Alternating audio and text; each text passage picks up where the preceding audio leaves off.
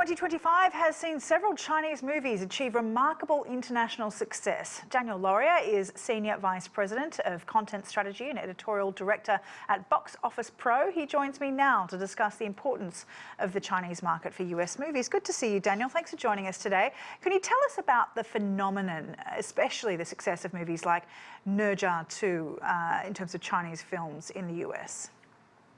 Yeah, it's a little bit of a mixed bag when we look at the sort of Chinese releases that have succeeded in U.S. theaters.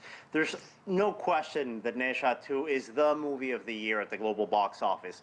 But I think that's mostly because it was such a big success in China, where 86% of its entire global earnings have come from. The United States only accounts for around 1% of that $2.15 billion that the film has earned. But that doesn't mean that Chinese films haven't found a great deal of success here in the US this year. Beyond the box office, if we look at the art house crowd, filmmakers like Jia Zhangke with his film Caught by the Tides has placed in many of the top 10 critical lists of the year. And right now, Bi Gan's Resurrection, one of China's best respected auteurs in cinema, is having a great success in very limited release here in the US and also finding its way in year-end lists. So these two Chinese auteurs have really risen in the conversation of best of the year, while Ne Zha 2 is unquestionably the global box office hit of the year. And in thinking about the US-China relationship when it comes to Disney, Hollywood and film production overall, how have US tariffs impacted Chinese film production? And how can the industry move beyond these economic challenges in the future, do you think? You know, the tariff conversation has been top of mind for everyone working in this industry since Donald Trump announced that he would be looking into it. It's still a potential and not a reality. I think there's been a lot of speculation bandied about what it could mean, but we really haven't seen that really have any impact on the industry so far in terms of Chinese imports. Right now, of course, importing American films into China, I think, is the trickier part of that two-way street. But as of now, Chinese films, as long as there's an audience in the U.S., have been picked up by U.S. distributors, whether that's the big blockbuster success of Ne Zha 2 or some of those art house titles that I just mentioned. And how has the US market impacted how Chinese movies are made? In particular, I'm thinking about, special effects and graphics and the technical aspects of some of these films.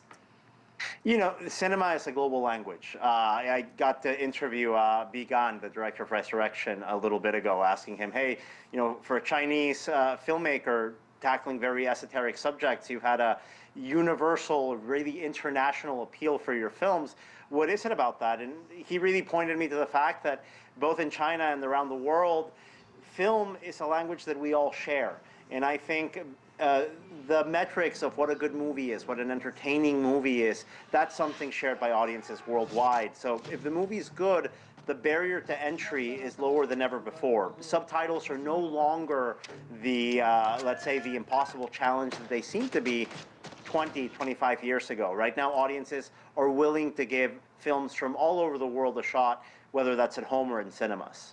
And looking ahead, what kind of new Chinese movies are in the pipeline for blockbuster hits for 2026?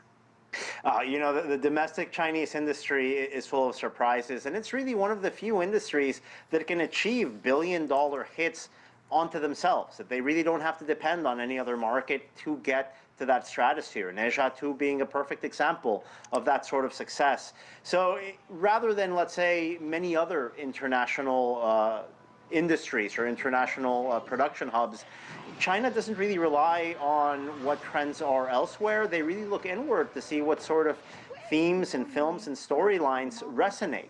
Now, we have seen some imports also be extremely successful from the US coming into China. It's the year of the snake over there, and a title like Zootopia 2 that has a snake character in its ensemble found unprecedented success there. So that interchanging of ideas and concepts and themes, I think, is always going to be part of this industry. All right, Daniel Loria, really appreciate your time.